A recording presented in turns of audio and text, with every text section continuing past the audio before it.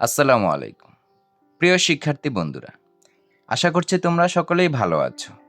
আজকে আমরা পঞ্চম শ্রেণীর প্রাথমিক গণিত বইয়ের ৫ পৃষ্ঠা নিয়ে আলোচনা করব। তাহলে চলো শুরু করি। আমরা যদি ৫ পৃষ্ঠায় লক্ষ্য করি তাহলে দেখতে পাবো একটি মূল প্রশ্ন করা আছে। মূল প্রশ্নে কি দেওয়া আছে? ৭৪০০ গুণন ২৯০০ গুণটি আমরা কিভাবে করব? এখানে রাফি কি বলছে? চলো গুণ্য ও গুণকের একক ও দশকের ঘরে শূন্য থাকলে গুণ করার সহজ পদ্ধতি খুঁজে বের করি। এখানে দেখো, প্রথম গুণ্যর মাঝেও দুটি শূন্য আছে, গুণকের মধ্যেও দুটি শূন্য আছে। সেজন্য এভাবে অঙ্কটি সাজিয়ে দেওয়া আছে সহজ পদ্ধতিতে। সংখ্যাগুলো নেওয়া আছে ৭৪ গুণন ২৯। ৭৪ গুণন ২৯ কত হয়? ২১৪৬। কোনো সংখ্যার সাথে যদি ১ গুণ করা হয় তাহলে ওই সংখ্যাটিই হয়। তাহলে ১ আর এখানে দুইটি শূন্য, তাহলে ১০০। এখন ১০০ ২১৪৬-এর সাথে ১০০ গুণ করলে কত হয়? এই সংখ্যাটিই হয়। আর ৭৪-এর সাথে ১০০ গুণ করলে ৭৪০০ই হয়। এরপর কি ২৯, ২৯-এর সাথে ঠিক ১০০ গুণ করলে কি হয়? ২৯০০ হয়। ২,১৪,৬০০-র সাথে যদি ১০০ গুণ করা হয় তাহলে এই সংখ্যাটিই হবে। একক, দশক, শতক, হাজার, অযুত, লক্ষ, নিযুত, কোটি। ২,১৪,৬০,০০০। ৭৪০০ গুণন ২৯০০, এই দুটার গুণফলও এটাই হবে। ১০০ আবার ১০০, দুইটা গুণ করলে কি হয়? ১০,০০০ হয়। এই ১০,০০০ এই ২১৪৬-এর সাথে গুণ করলে আবার এই অঙ্কটাই হয়। আমাদেরকে এখানে বিভিন্নভাবে দেখানো হয়েছে। তাহলে দেখো, এখানে তুলি কি বলছে? চতুর্থ শ্রেণীতে আমরা এরকম গুণ করেছি। ৭৪০০ গুণন ২৯০০, এর উত্তরটি বের করতে ৭৪ গুণন ২৯ ব্যবহার করি। সংখ্যাগুলো ব্যবহার করে অঙ্কটি করেছে, পরে শূন্যগুলো আলাদা আলাদাভাবে নিয়ে অঙ্কটি করেছে। এরপর যদি আমরা লক্ষ্য করি, দেখো এখানে রাফিকে বলছে আমার মনে হয় এভাবেও আমরা হিসাবটি করতে পারি। এখানে আরেকটি হিসাব আরেকভাবে করে দিয়েছে। এখানে ৭৪ গুণন ১০০, আবার গুণন ২৯ গুণন ১০০, এটা ভেঙেছে, এটাকে ভেঙেছে, আবার এটাকে ভেঙেছে। এখানে ৭৪ আর ২৯কে আলাদা করেছে, ১০০ আর ১০০কে আলাদা করেছে। ৭৪ আর ২৯-এর গুণফল লিখেছে, ১০০ আর ১০০-এর গুণফল নিচে লিখে দেওয়া হয়েছে। আবার এটার সাথে এটা গুণ করে গুণফল নামিয়ে দিয়েছে। এভাবে আমরা করতে পারি। এরপরে যদি আমরা খেয়াল করি, দেখতে পাবো একটি কাজ দেওয়া আছে। কাজটি কি আমরা সেটা দেখব। দেখো এখানে দুইটি সংখ্যার গুণফল দেওয়া আছে। দুইটি সংখ্যা এখানে গুণ্য আছে হলো ৪৯,৭৩০, গুণন গুণক আছে ৯,৮০০। গুণটি এভাবে করেছে। দেখো এখানে শূন্য, কোনোটির অংশ থেকে শূন্য নেয়নি। এখান থেকে ৪,৯৭৩ আর এখান থেকে ৯৮, এই দুটির গুণ করেছে। এই যে এখানে দেখানো হয়েছে ৪,৯৭৩ গুণন ৯৮, গুণফল কত হয়েছে? একক, দশক, শতক, হাজার, অযুত, লক্ষ। ৪,৮৭,৩৫৪ ব্যবহার করে উপর নিচে সহজ পদ্ধতিতে গুণ করার চেষ্টা করি। এখানে উপর নিচে কিভাবে গুণটা করেছে সেটা এখানে দেখিয়ে দিয়েছে। ৪৯,৭৩০কে লিখেছে আর নিচে ৯,৮০০ এটাকেও লিখেছে। লিখে শূন্যকে আলাদা আলাদা দেখিয়ে দেওয়া হয়েছে। দেখো ৮ দিয়ে এই সবগুলোকে গুণ করেছে, আবার এটা যেহেতু দশক ঘরে এখান থেকে শুরু করেছে, ৯ দিয়ে এই সবগুলোকে গুণ করে নামিয়ে দিয়েছে, আর এককের ঘরে একটা শূন্য বসিয়ে দিয়েছে। এরপর যোগ করেছে। যোগ করার কারণে কি হলো? এই উত্তরটাই এখানে এসেছে। আর এখানে কয়টা শূন্য ছিল? এখানে ৩টা শূন্য ছিল, এখানে ৩টা শূন্য বসিয়ে দিয়েছে। এখানে তোতা পাখি কি বলছে? গুণ্য এবং গুণকের শেষে মোট ৩টি শূন্য আছে, তাই গুণফলের শেষে ৩টি শূন্য বসবে। এই যে এখানে ৩টি শূন্য বসিয়ে দিয়েছে। এটাও একটা সহজ পদ্ধতির নিয়ম। এই সহজ পদ্ধতিতে আবার এখানে কিছু অনুশীলনী দেওয়া আছে। আমরা এই অনুশীলনের অঙ্কগুলো এখন করব। অঙ্কগুলো সহজ পদ্ধতিতে আমরা গুণ করব। উপরে একটি আমরা কাজ দেখেছি, সেই কাজ যেভাবে করা আছে আমরা অনুরূপ সেভাবেই করব। আমরা 1 নাম্বার অঙ্কটা শুরু করি। এখানে কি আছে? 3400 গুণন 410। এখানে আমরা লিখব 3400। শূন্যগুলোকে আমাদের কি করতে হবে?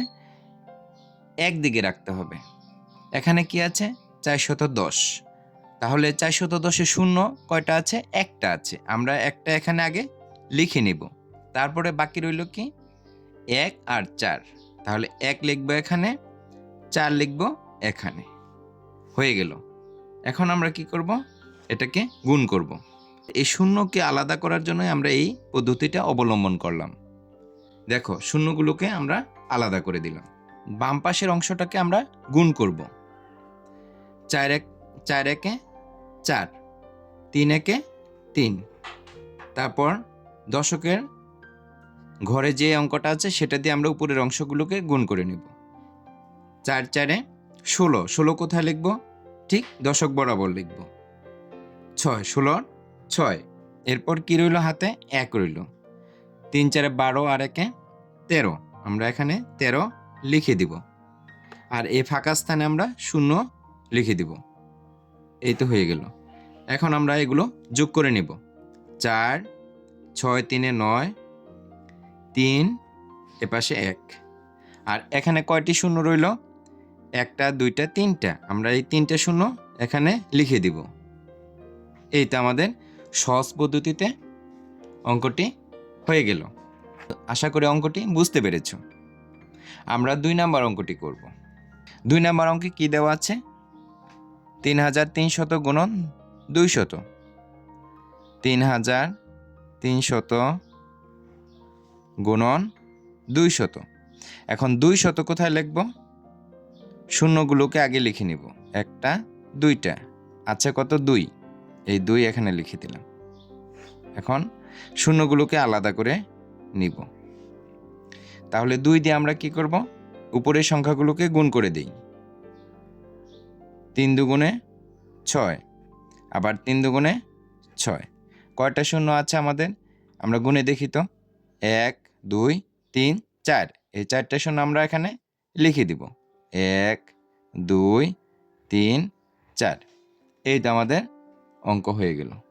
এরপর আমরা 3 নাম্বার অঙ্কটি দেখব। এখানে দেওয়া আছে 82,000 গুণন 3,500। আমরা আগে 82,000-কে লিখে নিব। 82,000। এরপর কি আছে? 3,500। এখন আমাদের আগে শূন্য লিখে নিতে হবে। 2টা শূন্য লিখে নিলাম। তারপরে বাকি রইল কত? 35। এখন আমরা এই শূন্যগুলোকে আলাদা করে নিলাম। কারণ কি? আমরা সহজ পদ্ধতিতে অঙ্ক করব।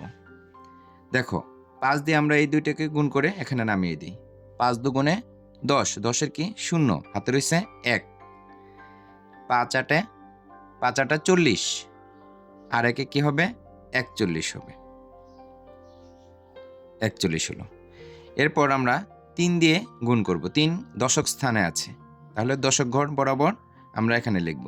3 দুগুণে 6, 3 8-টা 24। 24 লিখে দিলাম। আর এই ঘরে কি হবে? এককের ঘরে বরাবর 0 লিখে দিব। এখন আমরা যোগ করে নিই। 0 6 একে 7, 4 4 8, আর এখানে 2। আর এখানে কয়টি শূন্য আছে আমরা গুণে দেখি। 1 2 3 4 5। আমরা 5টি শূন্য এখানে বসিয়ে দিব। 1 2 3 4 5। এই আমাদের উত্তর। এরপর আমরা 4 নাম্বার অঙ্কটি করব। এখানে আছে 16,000 গুণন 9,020। আগে আমরা লিখে নিব 16,000। 16,000। এরপরে কি লিখব? 9,020। তাহলে আমাদের শূন্য কোথায় আছে? শূন্য কয়টি আছে? একটি আছে। আমরা একটি শূন্য এখানে লিখে নিলাম। এরপর কি আছে? 2 আছে, 2 লিখলাম। এরপর কি আছে? 0 আছে। এরপর কি আছে? 9 আছে। এরপর আমরা দাগ দিলাম।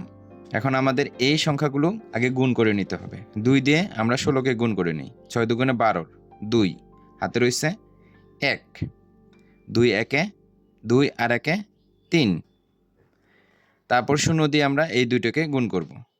এর দশকের স্থানে আছে, দশক বরাবর লিখব 0, এই আরেকটা 0। এটা কি আছে? এখানে যেহেতু খালি আছে তাহলে আমরা 0 দিয়ে পূরণ করে দিব। এরপর 9 শতকের ঘরে আছে, এই বরাবর 9 দিয়ে আমরা এই 16কে গুণ করে নিব। 6 নং 54, 4 হাতে রয়েছে কত? 5। 9 একে 9 আর 5-এ কত হবে? 14 হবে।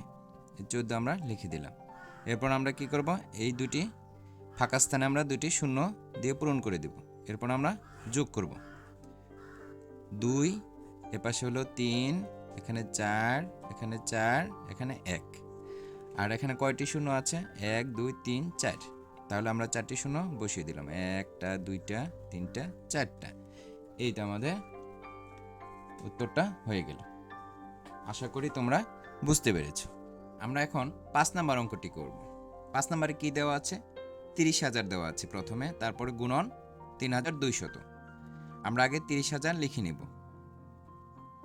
3 0 0 0 0। এরপর কি লিখব? 3,200। তাহলে কয়টি 0 আছে এখানে? 2টি 0 আছে। আমরা আগে 2টি 0 লিখে নিই। 1টি 2টি।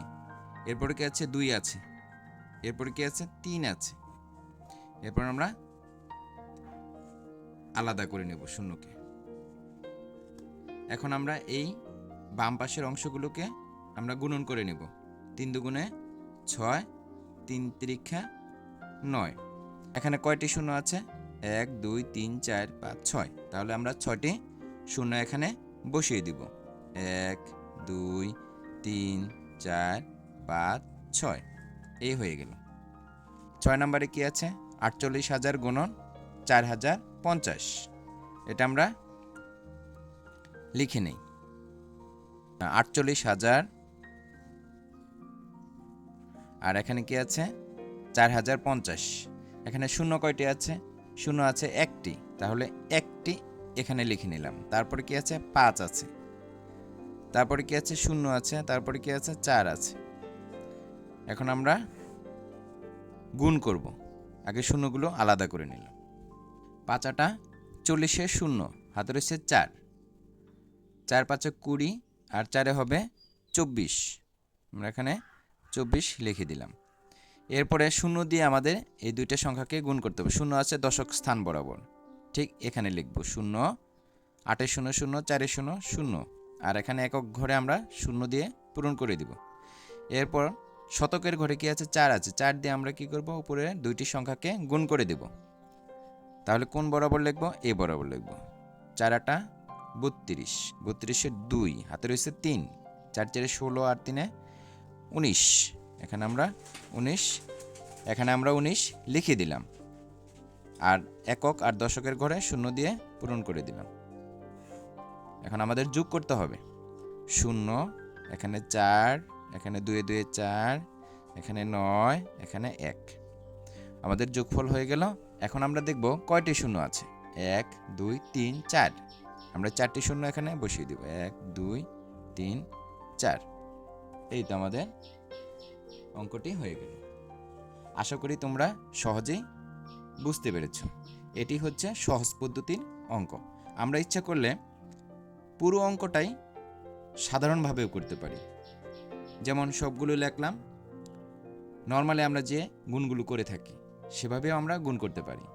আর সহজ পদ্ধতিতে গুণ করতে হয় সাধারণত শূন্যর সংখ্যা যদি বেশি থাকে, তাহলে সহজ পদ্ধতিতে গুণ করলে আমার অনেক সুবিধা হয়। সেজন্য আমরা সহজ পদ্ধতিটাই করব। আশা করি অঙ্কগুলি বুঝতে পেরেছ। আজকে এ পর্যন্তই। পরবর্তী ক্লাসে আবার দেখা হবে। আর কথা না বাড়িয়ে আজকের মতো এখানেই শেষ করছি। আল্লাহ হাফেজ।